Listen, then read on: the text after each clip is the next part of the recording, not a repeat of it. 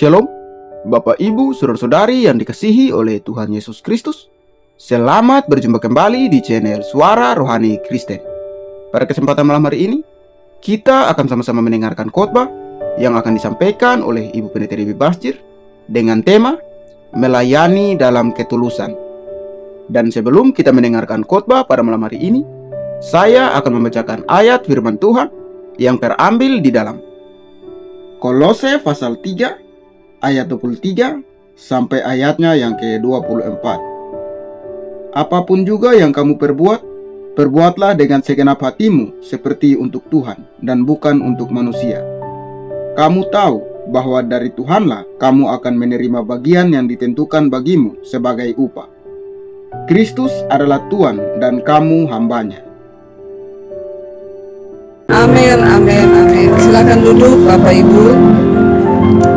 Iya, haleluya, shalom. Apa kabarnya hari ini? Luar biasa, hari ini tema firman Tuhan adalah kita nih melayani di dalam ketulusan.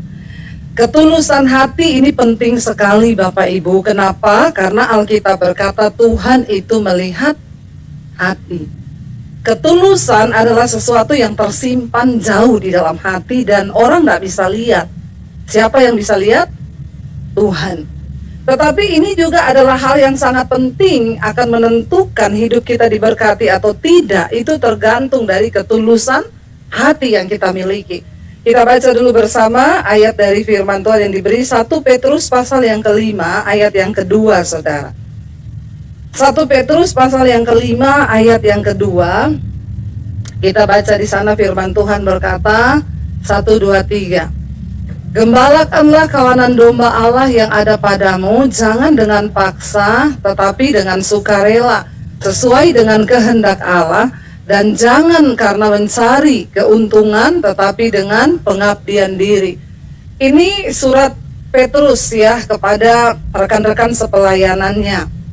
Dikatakan kita harus melayani dengan hati yang tulus, saudara.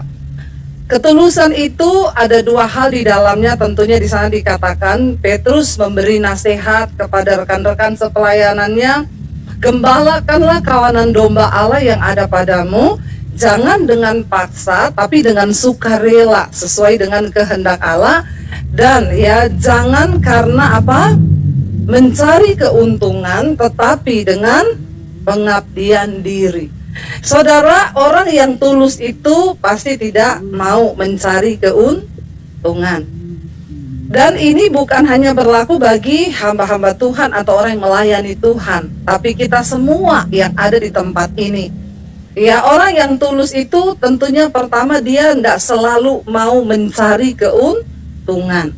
Kenapa sebuah pernikahan juga bisa gagal bahkan berakhir dalam sebuah perceraian? Karena suami sukanya mencari untung, istri juga suka mencari untung. Kalau dalam sebuah pernikahan suami cari untung dari istri, istri cari untung dari suami, yang terjadi apa dalam rumah tangga itu? Ya, tidak ada lagi ketulusan. Amin Bapak Ibu. Ya, istri melakukan sesuatu, ya kalau saya lakukan ini saya untungnya apa? Layani kamu, enak aja, ya. Maka ada satu tayangan saya lihat, saudara. Kalau suami itu gajinya di atas 50 juta, pulang dibukain pintu, istrinya dicium. Halo papa, capek ya? Sini pak, tasnya dibawain. Ya, lalu dikasih kopi, dikasih teh. Silahkan pak duduk, gaji di atas 50 juta. Yang UMR, begitu pulang, nggak dibukain pintu. Ketok-ketok buka pintu sendiri, begitu nyampe istrinya langsung kasih galon, nih ganti galon sana, karena gajinya UMR. Saudara, ya kenapa terjadi seperti itu? Sebab dua-dua sudah mencari keuntungan. Ya, kalau dalam pernikahan sudah mencari untung, jujur atau tidak loh, diakui nggak? Coba kita introspeksi diri. Dalam pernikahan kita sekarang kita cari untung atau tulus melakukan sesuatu untuk pasangan kita? Halo, nggak usah jawab sama saya, nggak usah jawab di sini. Kalau jawabnya di sini semua jawabannya manis.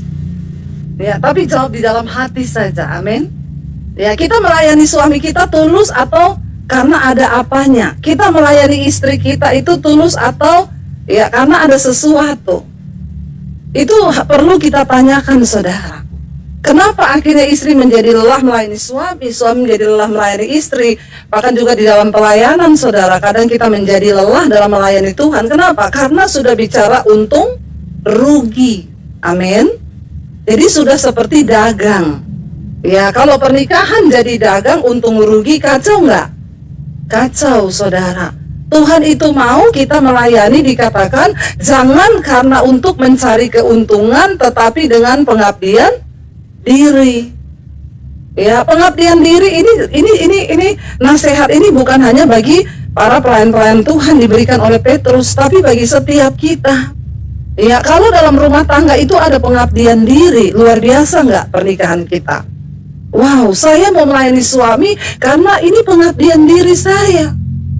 Ya, saya melayani anak-anak, ya ini pengabdian diri saya. Bicara untung rugi, ya saya nggak peduli. Percayalah Bapak Ibu, semua yang kita lakukan itu kita akan mendapat upah dari Tuhan. Amin. Ya, tapi menjadi orang yang tulus itu memang kayaknya kok kalah terus ya. Ya, ada yang berkata begitu, saya itu loh Bu, sudah ngalah sama suami. Tapi kayaknya semakin saya ngalah, dia kayaknya semakin besar kepala ya Bu. Ada di sini yang seperti itu, nggak usah angkat tangan. Nanti chat nomor konseling di bawah ini. Ya, percayalah Bapak Ibu, ketika kita hidup dengan pengabdian diri, maka Tuhan itu menilai kita loh, dan ada upah loh. Ya, tapi memang benar untuk melakukan semua itu tidak gampang. Pujian tadi berkata, ya, mengiring Yesus itulah kesukaan hatiku. Ku lepas semua hakku untuk mengenal kehendaknya di hidupku. Kalau kita nggak melepas hak, nggak mungkin kita ini bisa mengabdikan hidup kita kepada Tuhan. Kita akan belajar hari ini, saya pengen kita belajar dari seorang tokoh di Alkitab yang bernama Daud, saudara. Tuhan itu berpesan kepada Salomo, ya, ketika Salomo akan menggantikan Daud ayahnya, saudara, untuk menjadi raja, ya. Tuhan berpesan kepada Salomo, kita baca 1 Raja-Raja pasal yang ke-9 ayat yang ke-4 sampai dengan ayat yang ke-5, saudara. Apa yang Tuhan katakan kepada Salomo, ya, waktu dia akan menggantikan ayahnya menjadi raja di Israel? Baca bersama. Mengenai engkau, jika engkau hidup di hadapanku sama seperti Daud ayahmu dengan tulus hati dan dengan, ya, benar, dan berbuat sesuai dengan segala yang kuperintahkan kepadamu, dan jika apa? Engkau tetap mengikuti segala ketetapan dan peraturanku. Ayat yang ke-5, janji Tuhan di sana dikatakan, maka aku akan meneguhkan tahta kerajaanmu atas Israel untuk selama-lamanya seperti yang telah kujanjikan kepada Daud ayahmu, dan dengan berkata keturunanmu takkan terputus dari tahta kerajaan Israel. Saudara, ketika Salomo naik akan menggantikan Daud ketika di hari tuanya, Tuhan berfirman kepada Salomo. Ya, ayat yang ke-4 tadi dikatakan, mengenai engkau, kata Tuhan, jika engkau hidup di hadapanku sama seperti Daud ayahmu dengan apa? Tulus hati. Ya, nomor 1 itu Tuhan bilang tulus hati. Kenapa Daud menjadi orang yang berkenan di hadapan Tuhan? Bahkan ketika Salomo melakukan dosa, kerajaan Israel itu, saudara, Tuhan akhirnya, ya, Salomo digantikan, dan Tuhan izinkan kerajaan Israel terpecah menjadi 2 bagian, ya. Yang 10 suku diberi kepada Yerobeam, dan yang 2 suku diberikan kepada anaknya Salomo, Rehabeam. Kenapa Tuhan lakukan itu? Tuhan bilang, ini aku tidak mengambil semuanya dari engkau. 12 suku, yang 10 suku diberikan kepada Yerobeam, pegawainya Salomo, nggak ada keturunan Daud. Yang 2 suku diberikan kepada Rehabeam, anaknya Salomo. Tuhan bilang kenapa? Karena aku ingat kepada Daud ayahmu yang tulus hati. Sebenarnya Tuhan bisa ambil semua, saudara. Dipindahkan dan diberikan kepada Yerobeam semua. Tapi Tuhan bilang, karena aku ingat kepada ayahmu yang hidup dengan tulus hati di hadapanku. Lo bayangkan lo, orang yang tulus hati itu, saudara, Tuhan ingat kepada keturunannya lo. Padahal sudah nggak mungkin ya, Tuhan bisa langsung memberikan kerajaan itu langsung semuanya kepada Yerobeam. Tapi Tuhan bilang, enggak, aku sisakan 2. Karena aku ingat kepada Daud, ayahnya Salomo. Dan Tuhan sudah berjanji bahwa kerajaan itu tidak akan terputus dari Daud dan keturunannya. Tapi karena keturunannya tidak melakukan apa yang Tuhan katakan, tidak hidup dengan tulus hati di hadapan Tuhan, ya, lalu dikatakan di sana Tuhan akhirnya menghancurkan semuanya. Tapi masih disisain 2, saudara, ya, bagi keturunannya Daud. Dan Tuhan berkata, hanya karena aku ingat Daud ayahmu yang tulus hati. Saudara, kalau kita hidup dengan tulus hati di hadapan Tuhan, saya percaya Tuhan akan ingat keturunan kita. Katakan amin. Makanya apa yang harus kita wariskan kepada anak-anak kita bukan kekayaan, bukan. Warisan iman, warisan ketulusan. Pada akhirnya Salomo jatuh, kenapa? Karena dia ingin menambah kekuasaan kerajaannya dengan kekuatannya sendiri. Dia mengawini ya putri-putri raja kafir yang tidak lagi percaya kepada Tuhan. Bahkan bukan hanya itu yang membuat Tuhan marah kepada Salomo. Dia membangun kuil-kuil untuk istri-istrinya ini kepada penyembahan berhala. Sehingga Tuhan bilang dia tidak lagi hidup dengan tulus hati di hadapan Tuhan. Demi kekuasaan, demi hal yang dia mau, saudara, dia menghalalkan segala cara. Dan akhirnya Tuhan mendapati dia nggak tulus hati. Tapi karena Daud ayahnya, ya, Tuhan masih beri 2 suku di bawah kepemerintahan Rehabeam anak Salomo yang menjadi kerajaan Yehuda, saudara. Kita lihat, saudara, apa yang Daud pesan kepada anaknya. Buka bersama 1 Tawarik 28 ayat yang ke-9, saudara, ya. 1 Tawarik 28 ayat yang ke-9.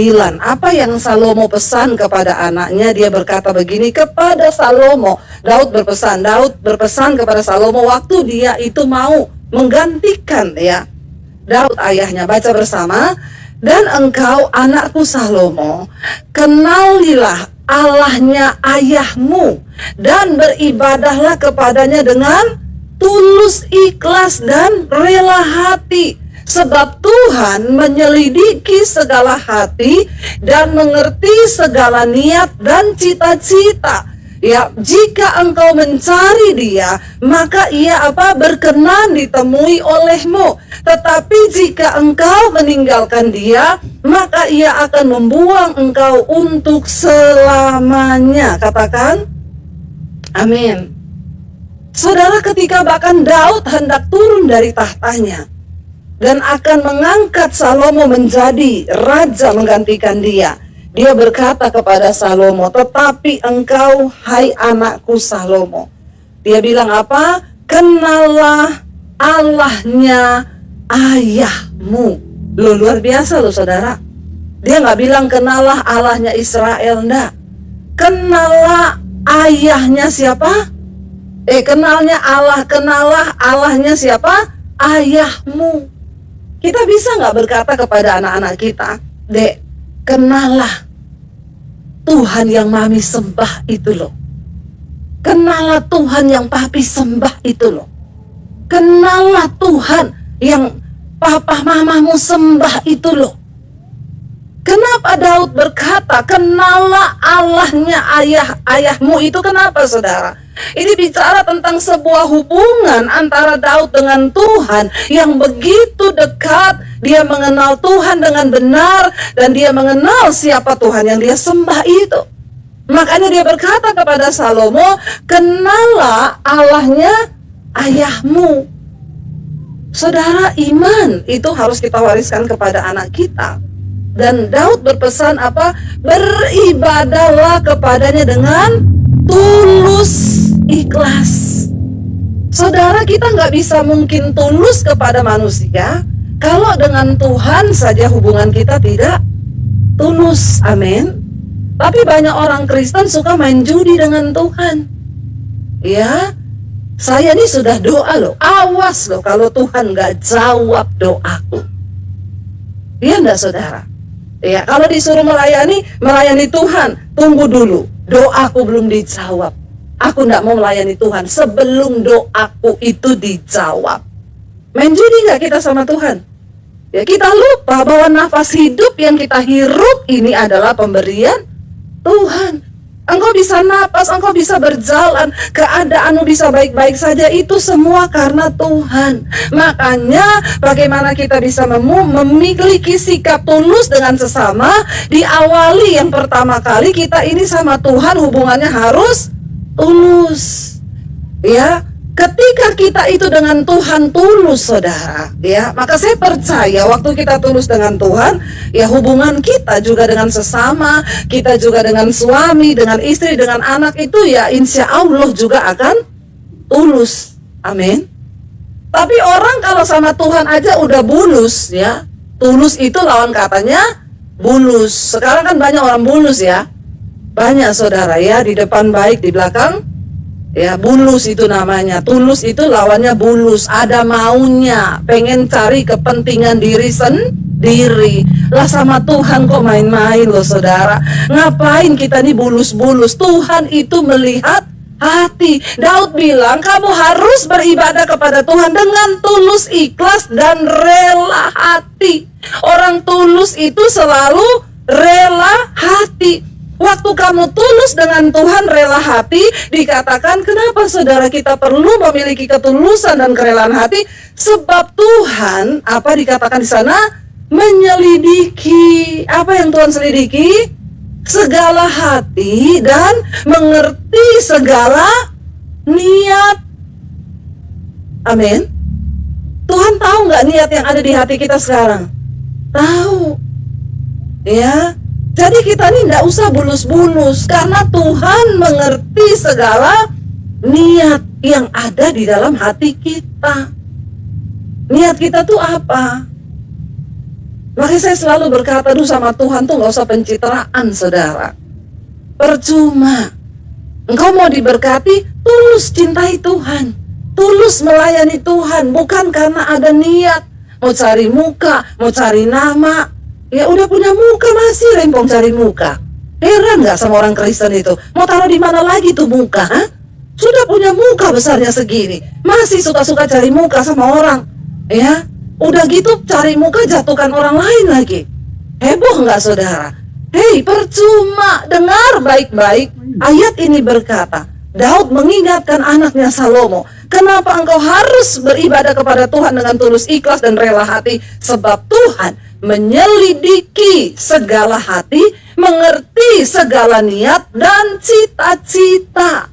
Ya, maka engkau, ya, ketika engkau sungguh-sungguh mencari Tuhan, dia bilang, maka ia akan memberkati engkau, berkenan ditemui olehmu. Ketika engkau mencari dia, Tuhan berkenan ditemui olehmu.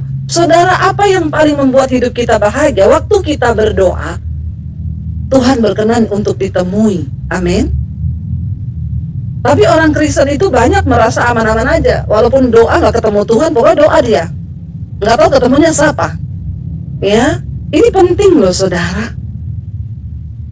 Daud pesan kepada Salomo, kalau engkau hidup mencari Tuhan tulus ikhlas, rela hatimu dengan Tuhan, ya Tuhan itu melihat niat hati. Dia tahu semua niat-niat busuk, niat-niat baik, itu Tuhan tahu loh. Saudara, ibu-ibu, bapak-bapak, engkau punya niat busuk kepada pasanganmu, kepada anakmu, kepada siapa, ingat loh, Tuhan tuh tahu loh, ya. Jangan sampai, ya, walaupun engkau benci kepada suamimu, jangan sampai, ya, bikin jus dikasih sianida. Mari kita melayani Tuhan dengan tulus ikhlas, kata Daud. Dia loh, waktu saya baca ayat ini saya tertemplak loh saudara. Iya ya, benar ya. Tuhan menyelidiki segala hati, dia mengerti segala niat, ya, dan cita-cita. Dia tahu semua. Makanya anak-anak muda, hari ini engkau punya cita-cita apa? Ya Tuhan tuh tahu cita-citamu. Ya kemarin ada yang konseling sama saya, Bu, saya ini punya pacar, terus tiba-tiba pacar saya ini berubah. Terus ya kami ini orang tua sudah tahu kami pacaran. Terus saya ini kalau konseling begitu ya. Terus kami akhirnya marahan, tidak cocok, kami pisah. Terus ini orang tua saya suruh saya balikan sama dia. Terus tapi sekarang pacar saya berubah, Bu, dia nggak mau lagi sama saya. Terus lah iya, Bu, makanya sekarang saya mau tanya bagaimana ini, Bu. Sudah berhenti di situ, Ya gampang toh yo. Kamu harus percaya bahwa jodohmu itu ada di tangan Tuhan. Tapi sekarang dia nggak peduli sama saya, nggak pernah telepon, nggak pernah apa, ya biarin aja. Makanya anak muda saya mau bilang, kalau pacaran jangan terlanjur dulu. Banyak orang itu nikah karena sudah terlanjur, akhirnya salah menikah. Masuk dalam pernikahan bukan yang bulan madu tapi bulan racun. Ya saya bilang, ya kamu cari Tuhan sekarang, tapi dia sudah cuek, ya sudah kamu juga cuek, cari Tuhan aja. Apa kamu harus mengemis-ngemis sama dia? Ya kamu harus percaya, disinilah kedaulatan Tuhan. Sebab Tuhan mengerti segala niat, segala hati. Ya jangan sampai kamu berpikir, waduh cinta ditolak, dukun bertindak. Nanti kamu datang sama saya bilang berdoa, berserah sama Tuhan, kamu tidak terima, terus nanti kamu cari orang pinter. Jangan, saudara. Karena Tuhan menyelidiki semua cita-cita, semua niat hati, ya, dan ayo kita tulus mencari Tuhan. Saya bilang bersyukur, berdoa sekarang. Tuhan, kalau memang dia jodohku, Tuhan pertemukan. Tapi kalau bukan jodohku, ambil juga dia dari hatiku. Hilangkan itu semua. Ya, biarlah saya hanya mata saya tertuju kepada Tuhan. Kan itu yang benar. Tapi bu, capek nggak, saudara? Capek loh layani orang begini nih. Karena yang dia mau itu keinginan hatinya, bukan kehendak Tuhan. Saya bilang, terus maumu itu apa sekarang? Ya, konseling sama saya itu mau apa? Supaya kita berdoa tarik dia kembali. Ngapain? Percaya aja, bilang Tuhan, kalau dia jodohku engkau kembalikan. Kalau bukan ya sudah. Yang harus kamu lakukan sekarang adalah cintai Tuhan dengan tulus hati dan dengan rela hati. Semua itu Tuhan sudah atur, saudara. Berkat kita, takarannya sudah ada. Tapi persoalannya sekarang, kita ini mencintai Tuhan dengan tulus hati atau tidak? Kita ini mencintai Tuhan dengan rela hati atau tidak? Waktu kita belajar mengasihi Tuhan dengan rela hati, maka saya percaya, saudara, kita juga bisa mencintai sesama kita itu dengan rela hati.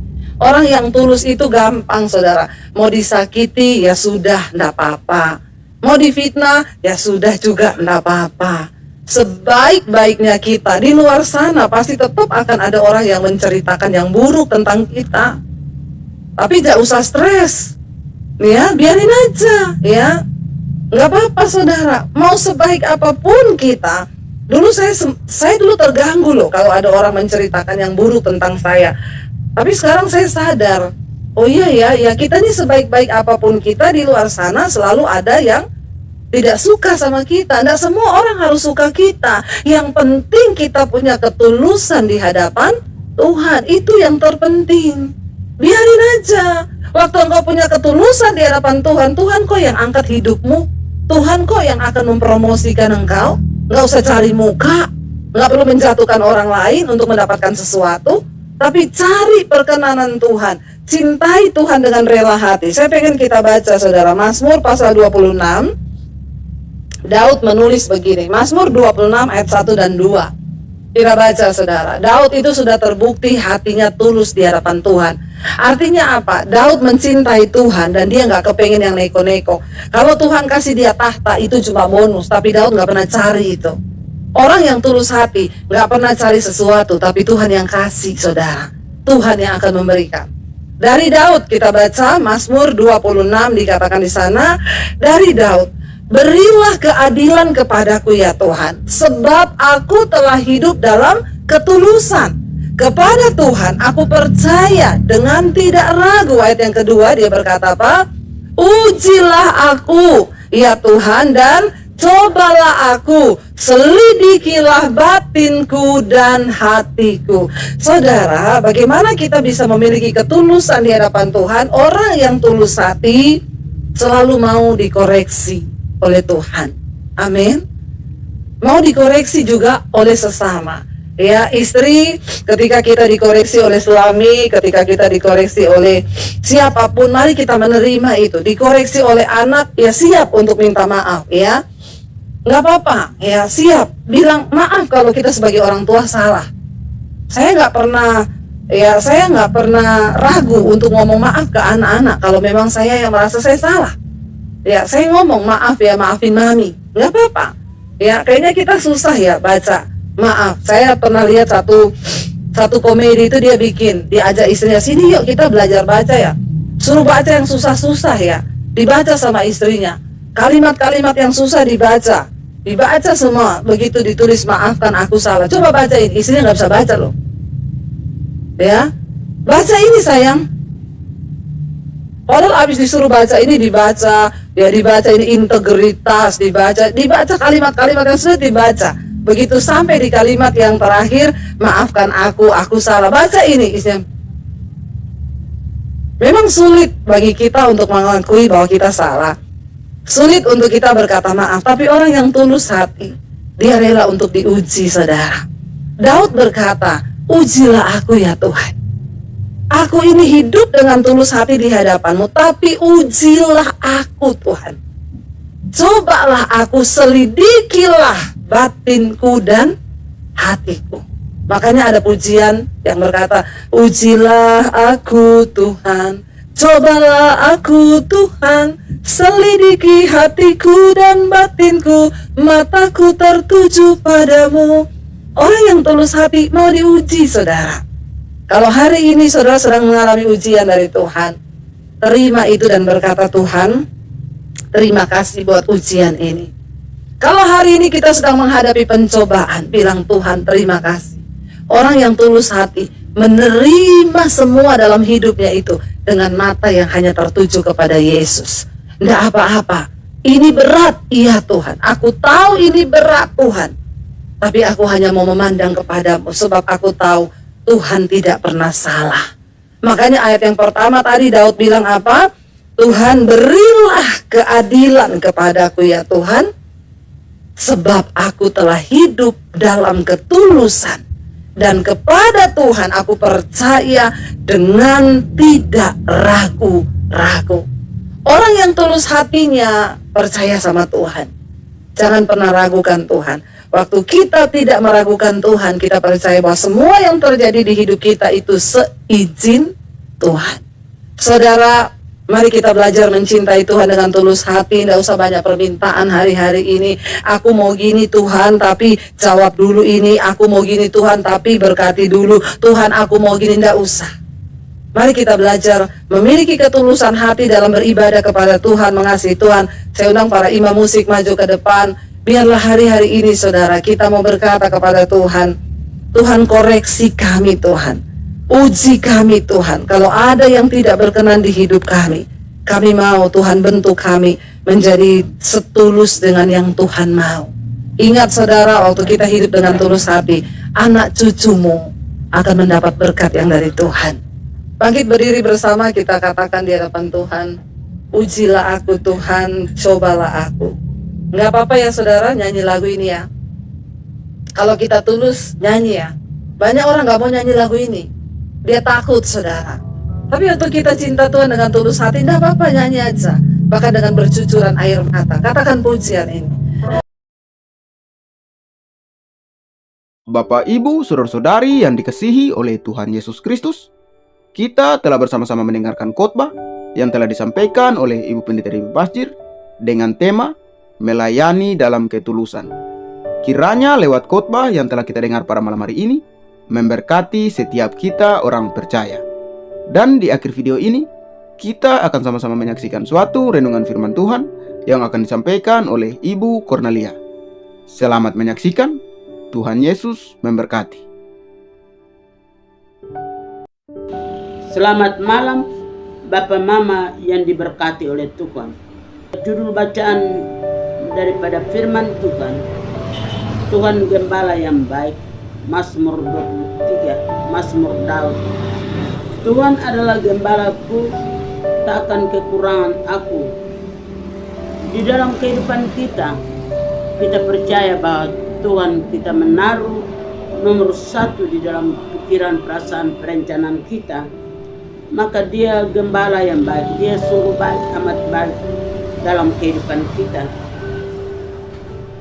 Dia adalah gembala kita pada waktu kita melangkah keluar masuk, pada waktu kita bergumul tentang kehidupan kita.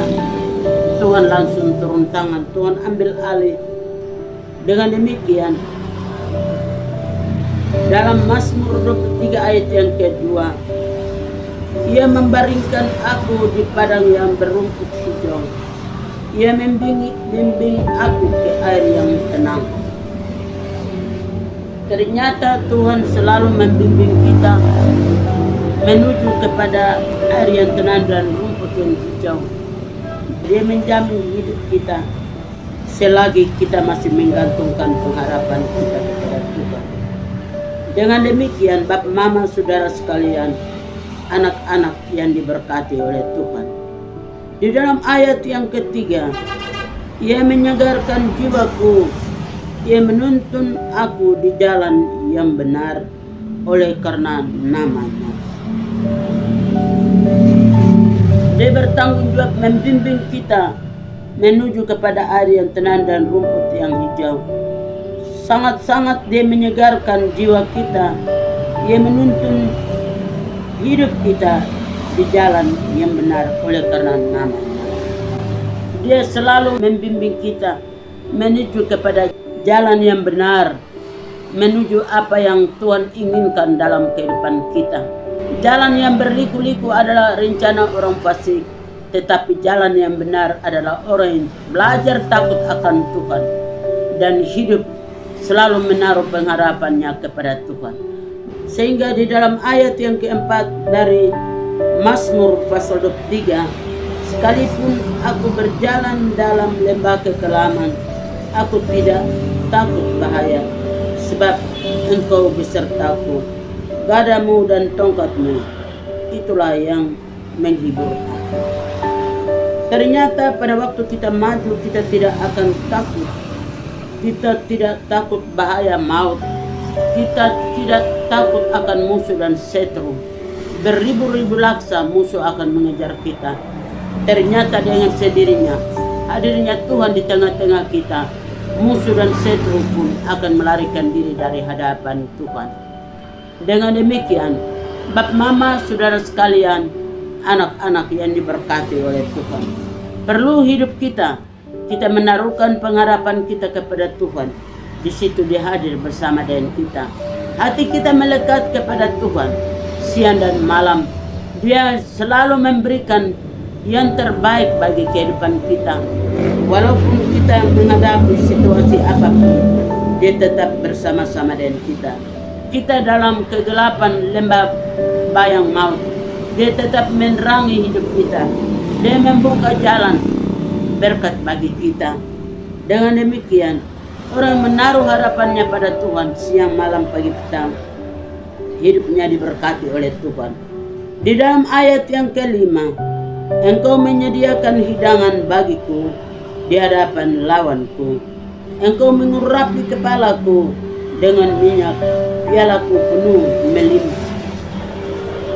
Ternyata di dalam kehidupan kita, Tuhan tetap siapkan hidangan yang terbaik bagi kita di hadapan lawan-lawan kita.